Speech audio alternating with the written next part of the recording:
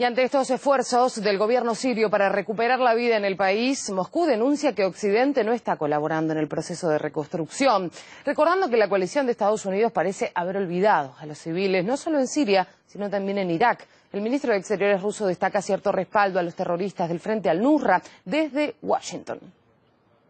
No hay que repetir los fracasos de la administración Obama. En aquel entonces ellos prometían con juramentos y firmaron un papel comprometiéndose con la obligación de separar a la oposición moderada del Frente al-Nusra, pero finalmente no lo hicieron. Ahora, si entiendo correctamente la situación, observamos el mismo deseo latente de proporcionar un salvoconducto al Frente al-Nusra. Y para analizar estas tensiones en torno a Siria, vamos a hablar ahora con Carlos Paz. Él es el presidente del Frente de Solidaridad Europea con Siria. Carlos, es un gusto saludarlo. Bueno, en principio, Moscú denuncia posibles intentos occidentales de proteger a los terroristas en Idlib en vez de ayudar a separarlos de la oposición armada. ¿Por qué? ¿Cuál es su mirada justo cuando Damasco está ya recuperando la mayor parte del territorio sirio? Bueno, la explicación que encuentro a esta pregunta es la que siempre desde este medio he dicho, que es que Estados Unidos tiene la obsesión por alargar el conflicto todo lo que se pueda. Recordemos que ellos han sido los creadores de este conflicto en gran medida. Quieren alargarlo, puesto que cuanto más tarde la guerra en llegar a su fin, más le costará a Siria reconstruirse y volver a ser el país que era, ¿no? Y en última instancia, porque Estados Unidos, con el fin de la guerra, sabe que se teme que se pudiera saber lo que en verdad ha sucedido, que es esto que estoy contando, que es que Estados Unidos han sido los creadores del terrorismo en la zona y los instigadores en un 90% de la guerra en Siria. Quiero preguntarle porque en Israel contaron que durante los últimos 18 meses realizaron unos 200 ataques aéreos contra posiciones en Siria. En abril de este año le siguieron operativos de Estados Unidos, de Francia, de Reino Unido, por este supuesto uso de armas químicas.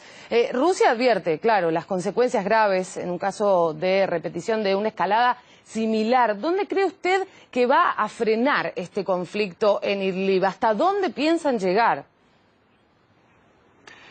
Pues es imprevisible hasta dónde se puede llegar, indudablemente. Hemos estado durante estos 7-8 años de guerra andando sobre una cuerda floja.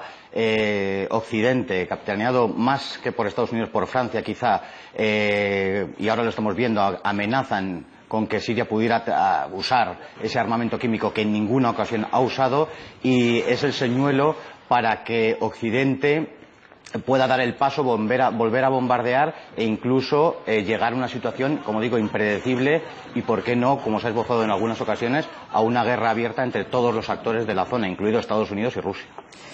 Carlos, recién hacíamos mención a la reconstrucción que se está intentando, obviamente, de la población siria que regresa a sus hogares. Occidente se mantiene hasta ahora, bueno, sin ninguna intención de colaborar con esta reconstrucción en Siria. Recordamos también las huellas de sus operaciones en Al-Raqqa, las operaciones de Occidente. ¿Por qué el panorama internacional se mantiene indiferente frente a esta negativa de Occidente de colaborar en la reconstrucción y en la vuelta a la normalidad de la nación árabe?